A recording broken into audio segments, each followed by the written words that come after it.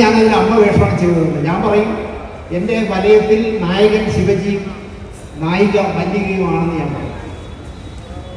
ഞാൻ ചെയ്ത 300 എപ്പിസോഡിൽ മല്ലിക ചേച്ചി എനിക്ക് തന്ന ഒരു ബാക്കിങ്, ആ സീരിയൽ തീരുന്നതിനിടയ്ക്ക് സുഖമായിട്ട് വായിച്ച സൂക്ഷിച്ചു വെച്ച മലയാളത്തിലെ എന്താ പറയുക, അന്നത്തെ കാലത്ത് ഒരു ടാറ്റസുമോ നിറച്ച് സുഖമായിട്ടൻ്റെ പുസ്തകങ്ങൾ എനിക്ക് തന്ന ആളാണ് മല്ലിക ചേച്ചി.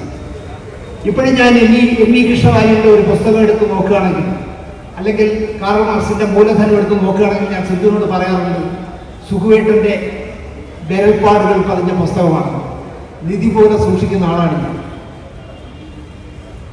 മല്ലിക ചേച്ചിയെ പറ്റി പറയുമ്പോൾ എനിക്ക് എൻ്റെ അമ്മയെ ഓർമ്മ വന്നു. എനിക്ക് 3.5 വയസ്സും അനിയന് 2.5 വയസ്സും ഉള്ളപ്പോഴാണ് ഇതുപോലെ ഒരു തുലാമാസത്തിൽ മിന്നലേറ്റ് എൻ്റെ അച്ഛൻ മരിച്ചത്. ചെറുപ്പമായ അമ്മയോട് അപ്പൂപ്പനടക്കം എല്ലാവരും പറഞ്ഞു, കുട്ടികളെ ഞങ്ങൾ നോക്കിയോളാം, നിനക്കൊരു ജീവിതം വേണം എന്ന് പറഞ്ഞിട്ട് അത് സമ്മതിക്കാതെ ഇനി എൻ്റെ ജീവിതം എൻ്റെ പിള്ളേർക്ക് വേണ്ടിയാണെന്ന് പറഞ്ഞ അമ്മയാണ് എൻ്റെ. വഴുതക്കാടുള്ള ചേച്ചി താമസിച്ചിരുന്ന വീട്ടിൽ ചലനം പറ്റി കിടക്കുന്ന സുഖത്തിനല്ല ഞാൻ നോക്കിയത്,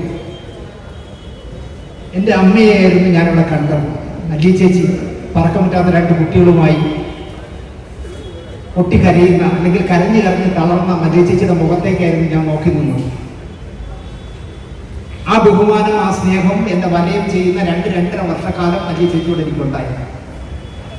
ഞാനിനി ലൈറ്റ് ക്യാമറ ആക്ഷനിലൂടെ എന്തൊക്കെ മോശമായിട്ട് ചേച്ചിയെ പറഞ്ഞാലും എൻ്റെ മനസ്സിൽ ചേച്ചി എന്നും എൻ്റെ ചേച്ചിയാണ്. ഞാൻ ചേച്ചിയോട് പറയുമായിരുന്നു, ചേച്ചി സിനിമയിൽ നിൽക്കുന്നത് ഇന്ദ്രനായിരുന്നു, രാജുവിനേക്കാൾ ഒരുപാട് കാലം സിനിമയിൽ നിൽക്കാൻ സാധ്യതയുള്ളത് ഇന്ദ്രനായിരിക്കും. രാജു നിർമ്മാതാവും സംവിധായകനൊക്കെ ആയിട്ട് മാറുമെന്ന് വലയത്തിന്റെ സമയത്ത് പറഞ്ഞ ആളാണ്. നമ്മുടെ നാട് പോകുന്ന പോക്ക് ഞാൻ പറയട്ടെ, ഞാൻ ഒരുപാട് ആഗ്രഹിച്ചതാണ്. ആടുജീവിതത്തിലെ അഭിനയത്തിലൂടെ ഇന്ത്യയിലെ മികച്ച നടനായി പൃഥ്വിരാജ് രാഷ്ട്രപതിയുടെ കയ്യിൽ നിന്ന് പതക്കം വാങ്ങുന്നു. ഇനിയുള്ള കാലത്ത് ഇന്ത്യയിൽ അതൊന്നും നടക്കില്ല, അതൊന്നും കിട്ടില്ല. അല്ലെങ്കിൽ നജീബിന്റെ പേര് സുബ്രഹ്മണ്യം പോറ്റി എന്നായിരിക്കണം. ഒരുപാട് എന്താ പറയാ, ഒരുപാട് എനിക്ക് പറയണമെന്നുണ്ട്, ഞാൻ അതൊന്നും പറയുന്നു.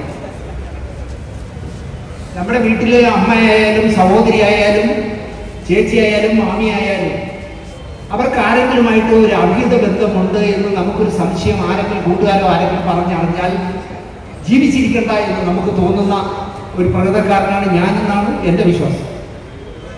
അവിടെ എൻ്റെ അമ്മയ്ക്ക് അവിഹിത ബന്ധമുണ്ടെന്ന് പറഞ്ഞൊരു ചെറുക്കൻ കേരളം മുഴുവൻ കഴിഞ്ഞ 10-20 വർഷക്കാലമായി യൂട്യൂബും വാട്സാപ്പും ഫേസ്ബുക്കും വന്നപ്പോൾ തന്തയെ മാറ്റി വിളിക്കുന്ന ഒരു ചെറുക്കൻ ജയേട്ടനെ എത്രമാത്രം നാണം കെടുത്താമോ അത്രയും ചെയ്തിട്ട് പോലും 45 വർഷം കഴിഞ്ഞ ജയേട്ടൻ ഇപ്പോഴും നമ്മുടെയൊക്കെ മനസ്സിൽ നിൽക്കുന്നു.